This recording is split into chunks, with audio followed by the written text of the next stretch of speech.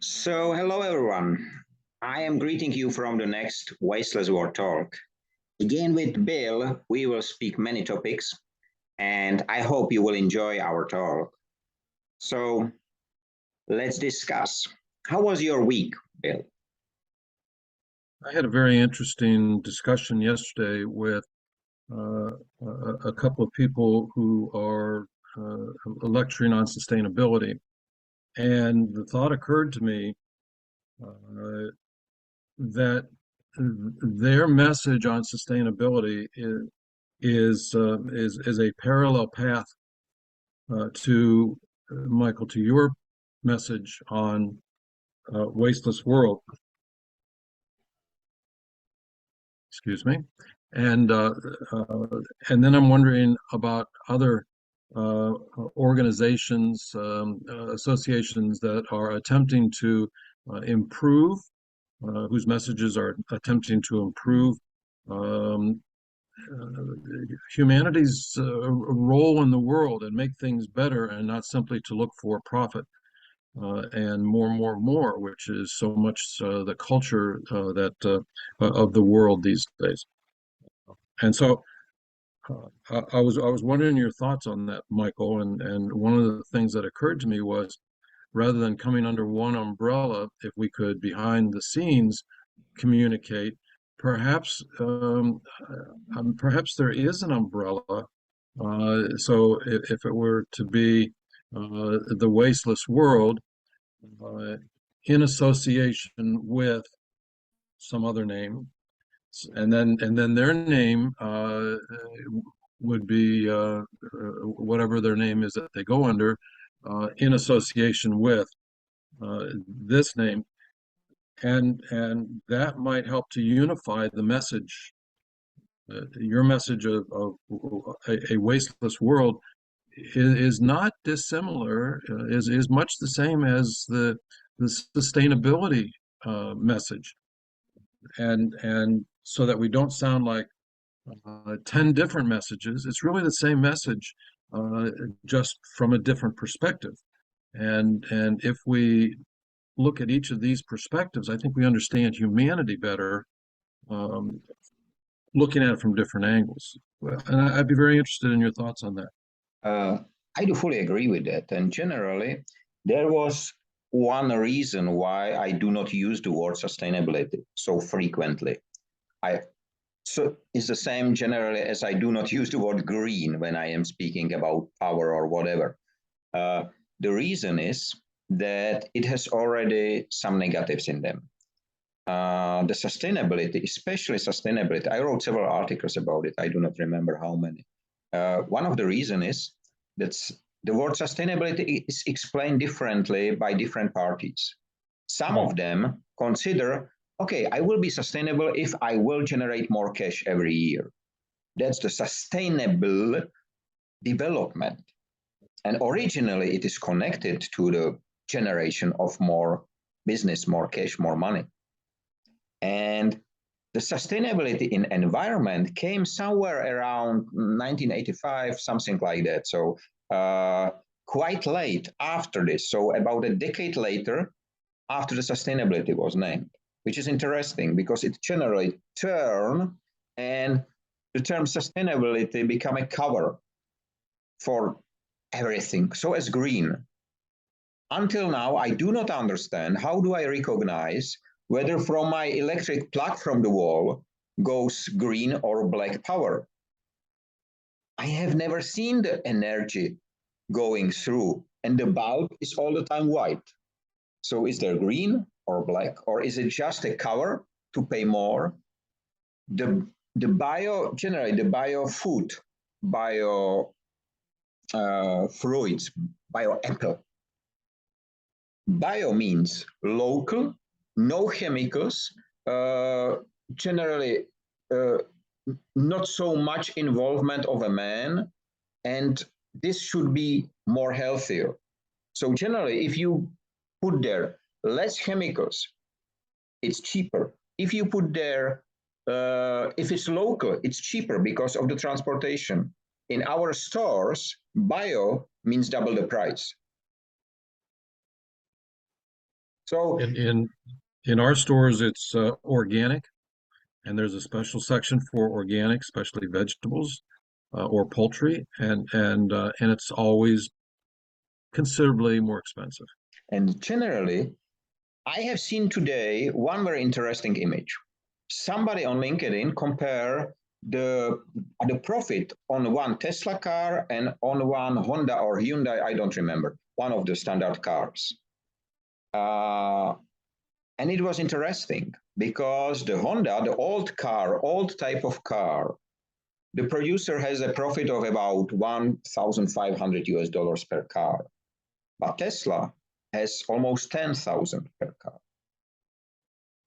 From the very beginning, I know that the production of electric car is cheaper. I worked for a long time in automotive, so it's not so difficult to recognize that. And still, the car is more expensive frequently. And they say because of batteries. Of course, the batteries make big share, but it's not so.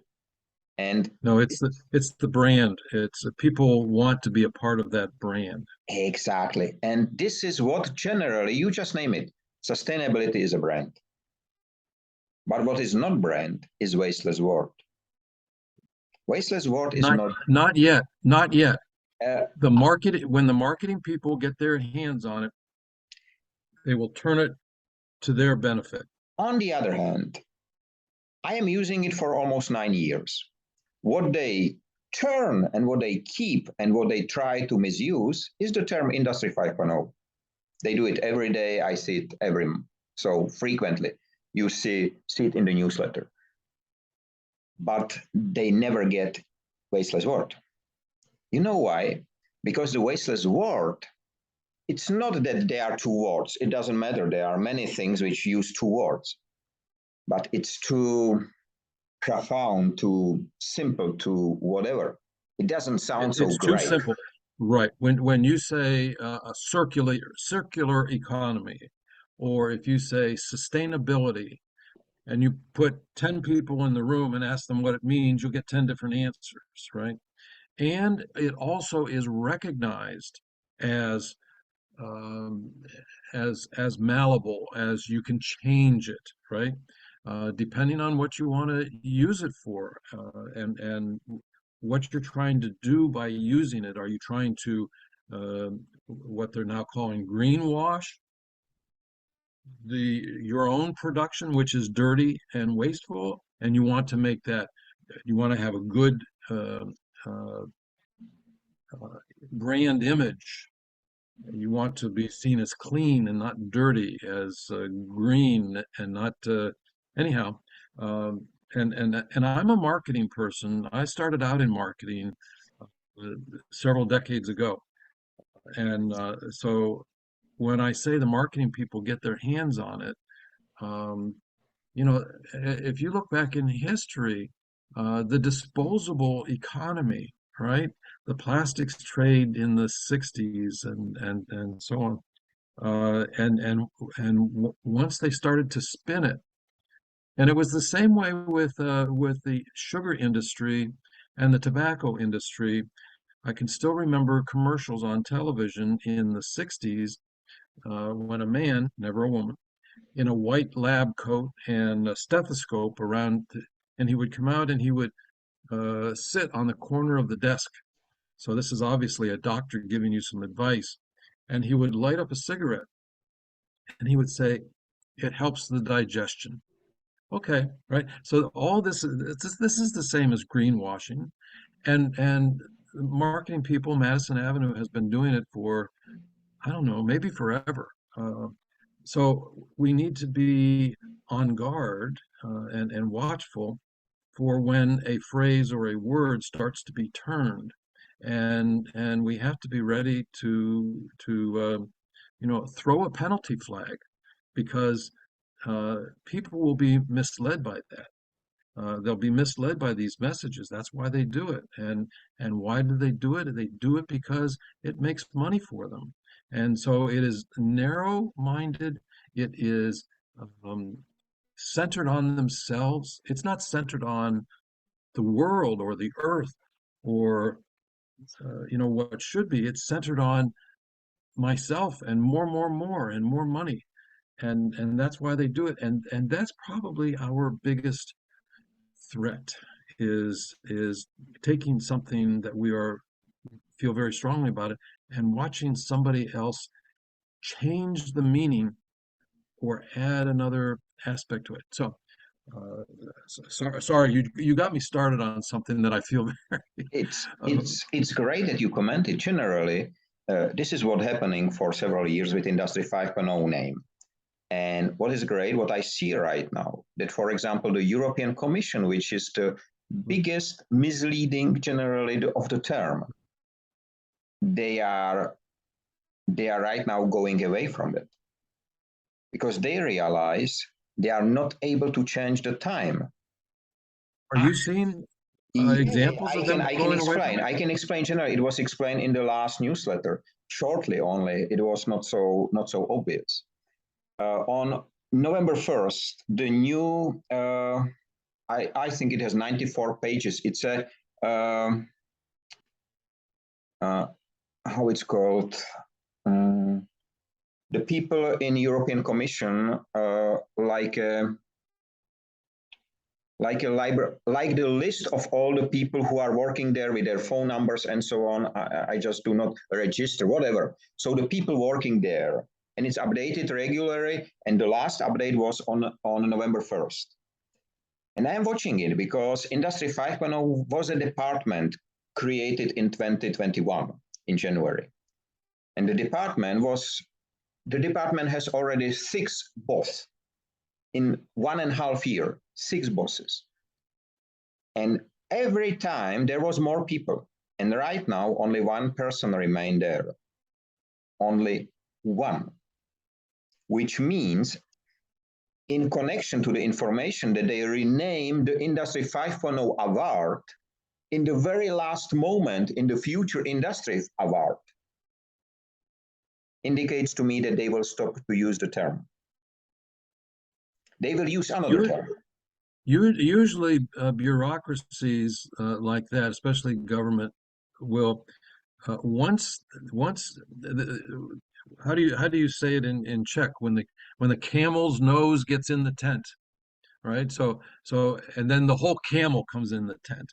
So once they make one person with a title of Industry 5.0, and then they hire an assistant, and then they branch out into two parts, and it grows, and they're building an empire. So to watch, so that's very interesting because I very rarely see the empire shrinking down. Interesting. And I see it right now. So these are giants, which I call giants, and generally these giants were defeated by the permanent protection which I deliver because I comment every post, you know, so I work very efficiently in this way, and I really catch some articles even before they are published because the new technology allow it. And coming back to the issue of misuse, you know, I am usually not using for my communication my company email address. I use Gmail instead. Why? Because the company address become a spam. 9 of 10 messages is spam because everybody expected a company email. So I'm using Gmail as a standard and it works. And so I think that we are on a right track with Industry 5.0 name, even if it's being misused. But for the wasteless world, you mentioned the example of 10 people in one room asking them what they imagine if you say sustainability. You know what is great? With Industry 5.0, with the image of wasteless world, I make a poll and several thousand people take part. What you will see first will be clean air, which you can breathe without a face mask. The second thing which you will see will be clean water, which you can drink without any harm. You can swim in it. You can have fun in it. And the third one is the smiling face of people who you love. these three things you see first when I say what you imagine under wasteless world. Then you can see a new car, whatever, but these three things are there. When you list those three, Michael, do you know what image pops to my mind? Please. COVID. Venice in COVID. The waters of Venice were cleaned up. The dolphins came back.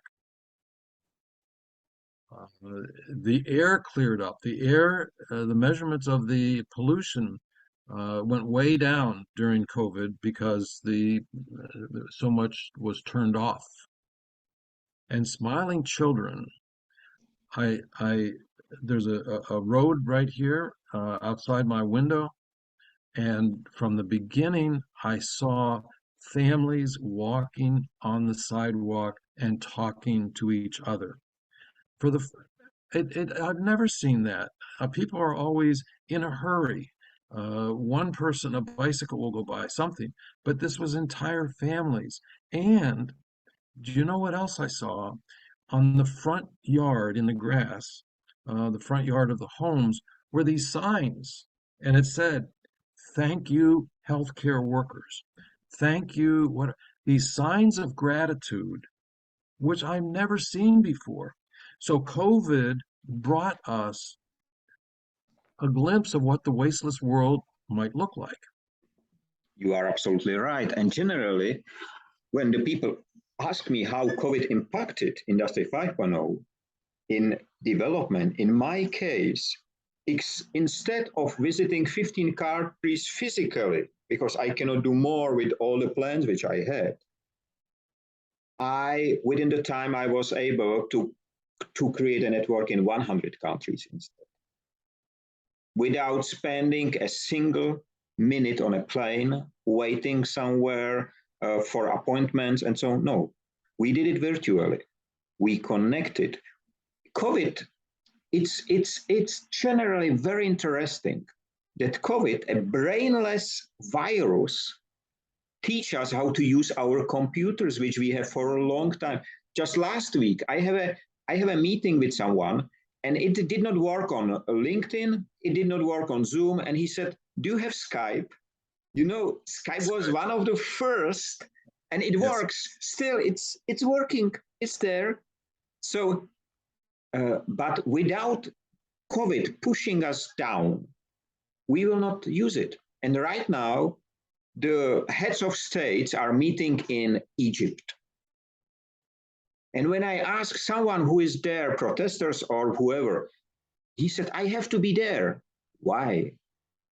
It's not needed. We don't need to shake the hands. We can see each other online. We can talk to each other. We can exchange even files, which we do not do, but we can do it online. Why they should spend, until now there is no number how much it will cost Egypt generally, but last year in Glasgow, it was 400 million pounds for COP26. 400 million pounds for 1 week event. 400 million pounds. Half a billion. Yeah, it was predicted to 100, and at the end it was 400. For what? For delivering promises which will never be fulfilled? And just now, it was crazy moment. I don't know whether you have saw it. On Sunday, it was the first day generally. And there, handed over the COP26 president, the presidency to COP27 president. You know, when I saw it, I just imagined Titanic, how instead of taking care of the people, will the captain of Titanic, which is going down, hand over his ship to another captain who should take over? Because it was exactly the same feeling. I don't remember the name. Alok Sharma generally was the COP26 president. And he was crying at the end of the event, saying that COP26 did not fulfill the expectations. This is what happened last year. And today, or on Sunday, he cheerfully hand over the role to new captain. If you could go back to COP1 and watch that handover ceremony between COP1 and COP2 and COP2 and COP3 and so on, until you had 3 seconds or 5 seconds of time of video of each of those 27 handoffs, and did all 27 of them say we didn't accomplish what we had tried? Because your vision of the Titanic is a good one. So maybe these people don't know how to do things, do not know how to accomplish things. They do know how to meet. They do know how to make presentations. They speak well. They do know how to spend the government's money. They know many things, but these are bureaucratic tools that they know how to use. They are not tools to accomplish things. So how do we either teach them that or lead them? And the answer that keeps coming back to me is movements. I'm going to call what you do a movement that is growing. Movements like yours, if they can reach a critical mass of um, of getting their message out, enough people know what your message is, then at some point these leaders from all the nations in COP27, and one day there will be a COP50 and a COP100, and we will still be racing the clock to stop the pollution and to stop the wasting. So once these leaders, these giants, as you call them, realize that there's a mission, that there's a message out there, that there's a following behind the message, that there is a movement going on, then they'll go crazy trying to get at the front of that parade. You are right. And generally, today in the morning before I load the next truck, there has been two posts on Twitter, or one on LinkedIn or one on Twitter, I don't remember. And one said 124 heads of states met at COP27, and there was a picture of all these heads of states. And the second was by one 10-year-old Indian girl, generally, who attended already COP25, who is there to speak and so on, and to make selfies. She won't like to have a change, but there was one image how she is with the hands up. Here is written something on the palms of the hands, and there are many young people standing like that. And the comment was from her, "We are protesting against whatever." But for me, this if I do like this, I say I gave up. And the issue from the first tweet with the heads of states is that on the COP27 meet many heads, but no hands, which change the future. I like that. Talking heads. Talking heads, No it's hands. exactly, and the working heads are not there. They are not represented there at all. They are not invited. And generally, I don't believe, you are right, if the people at the top, the giants, will catch the wave, they would like to be in front, but they will not. I think that they will become obsolete earlier, because you know my opinion. I don't think we need politicians and politics, and I cannot say what will be without it, but I think it will become obsolete because it's too expensive. We lost too much time and money for nothing, really for nothing. So why should we waste the money and time? Money we can maybe print new money, But with the time, we cannot print new time, no matter how good the 3D printer will be. We will not be able to print the time. So I think I do fully agree with the critical mass.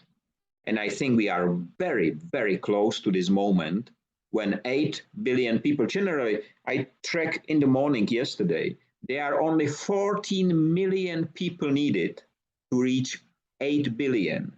Only 14 million people, according to the current global counter of population. It exists online. I don't think it's accurate, but I follow it. I use it for 5 years, and it really indicates plus minus at the right direction. So only 14 million, which is one small country. We have 10 million in Czech Republic, together with Slovakia. So Czechoslovakia will be the number of people which is between us and 8 billion citizens living on the planet. May I ask you a question on that 8 billion, which I only follow generally? Has the population growth, is it flat? No. Or is it still growing? It's still growing. I will send you the link to the counter. It's quite interesting. They redesign it. It's not so good like before, but you can see it. And if you switch to, there is natality and mortality in it. So you can see how it's really moving. It's not just one number. It's spread in, you can see 3 or 4 categories of sub numbers generally there. The reason I ask is that when I look at 2030 or 2040, the projection is that by 2050, China's 1.5 billion people will be cut in half because they have pushed the one-child policy so long. Now they're encouraging parents to have more than one, but the women don't want to do it. Or I don't know, maybe it's the women and the men, but they don't want to do it. So 2050, that 1.5 billion is projected to be only 700 million. The numbers are so big, it gets. Meanwhile, in Africa, there are countries where the average population is, for a family, is 5, 6, or 7 people, and they will become bigger than China. Meanwhile, we have industrialized nations like, so the replacement rate needed to maintain steady population is 2.1. And in both South Korea and in Denmark, it's less than 1. It's less than 1. So I think that I think that we're approaching the time when countries will reverse their immigration standpoint and start to try to attract immigrants. They will market their country as a wonderful place for immigrants to come. They'll help them to come here, because otherwise you won't have enough people for the army, and you won't have enough people to be policemen and to watch other people, and you won't have, and there's so many things that we need to have people for, especially in such a short time frame as between now and 2050, which is only 25 years. I may still be alive in 25 years.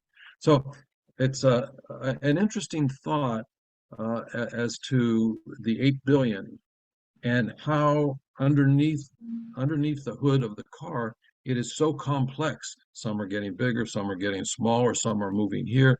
And with the environment and the heat and the global warming, we have water wars now, and we'll have migration because there's no food left, because they can't, and so on. Everything is changing.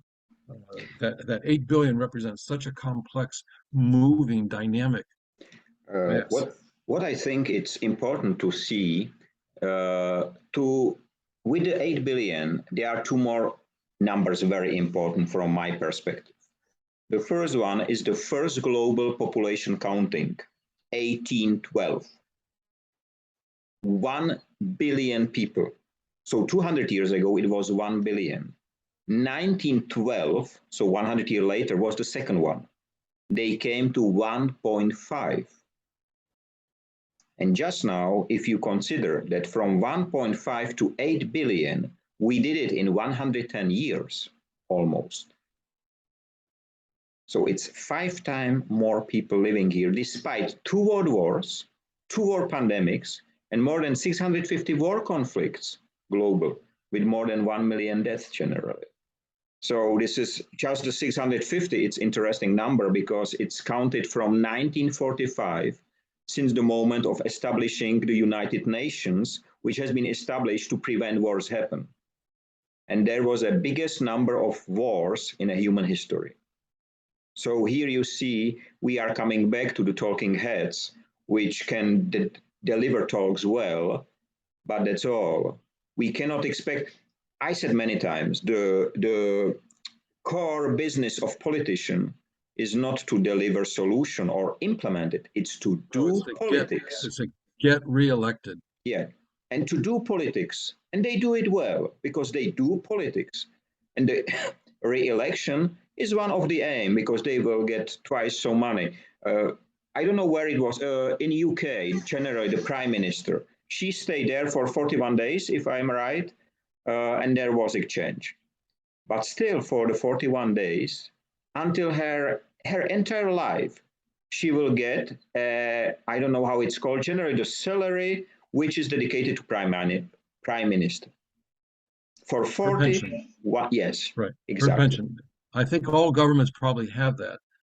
Even if I get elected as a congressman here to go to Washington for 2 years, for the rest of my life, I get that. And health care and a whole list of benefits. And generally, you will be quite a long time, and she was quite a long time. The shortest time serving president was 3 days. It was in South America. The lady is now on United Nations doing some role. I don't remember the name, but I have it somewhere in my blogs. And generally, she stayed 3 days in the role of president. And since then, she has this payment for the president with all the stuff around. So this is why I think that the government has to become obsolete, because they are based their roles on laws and regulations which generally has nothing to do with reality, which has nothing to do with the real world. Because these people are completely lost after. You know, you see the presidents, they are delivering the speeches and so on, but they are disconnected from the reality completely. I see the Czech president, Klaus, generally, which was the second one after Václav Havel, and he's completely disconnected to reality, but everybody inviting him, paying him. I don't say everybody is like that, but many are like this. So that makes your message and your movement so much more important. And so much fun. No, it's hard work. So you know how I work, but it is so important because no matter to whom I speak, they do understand the message. Yesterday, again, university students, every single one left with the mindset changed. Every single one. And this is the importance of the simple language, which this is the only language I can use. Bad English, bad grammar, okay. But Mr. Yoda does not speak well, but everybody likes to listen to him, except I have heard him. You can download it as a voice for your GPS navigation. Don't do it. It's not so bad like Japanese, but it's horrible to it's horrible to listen to him during the navigation.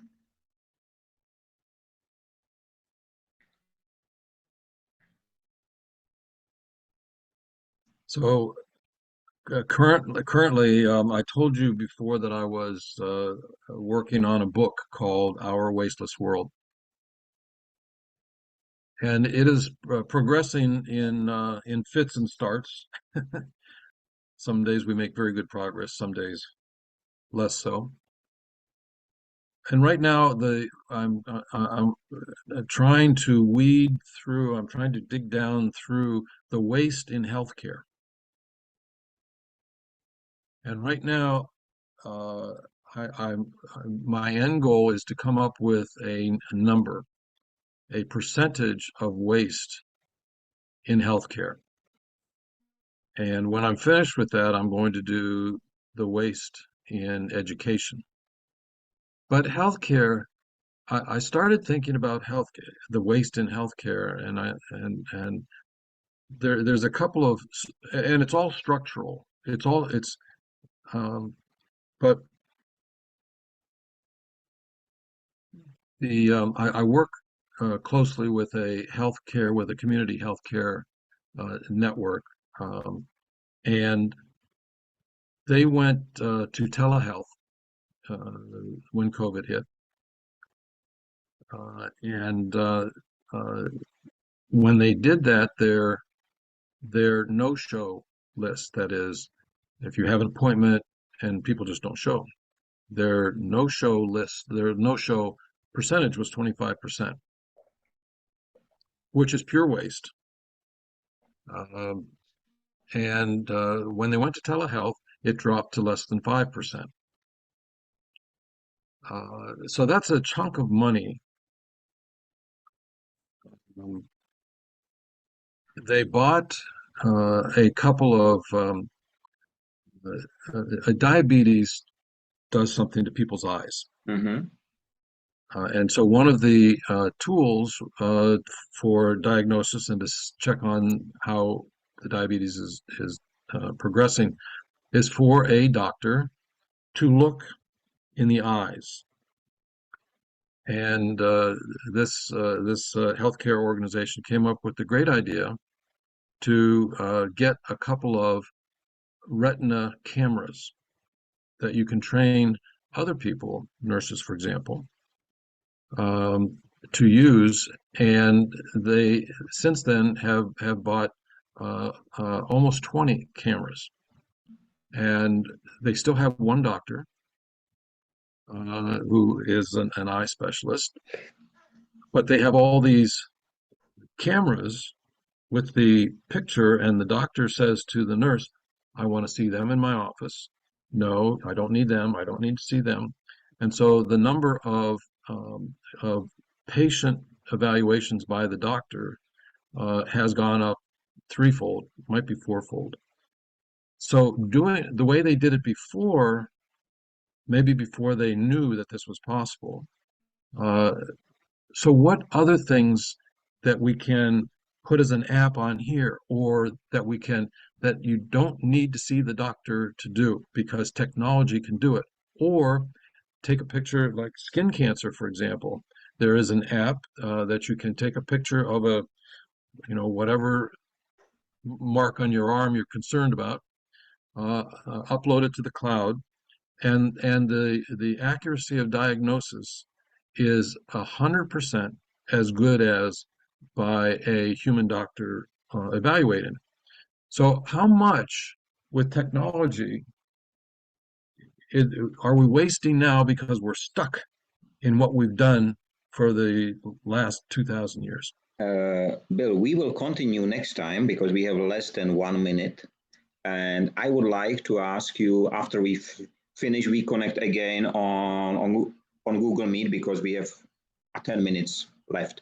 So thanks all for listening to us. Thanks to Bill. And we wish you all have a nice time, free of waste and wasting in all its forms. Stay safe and free. And see you next time. Bye-bye.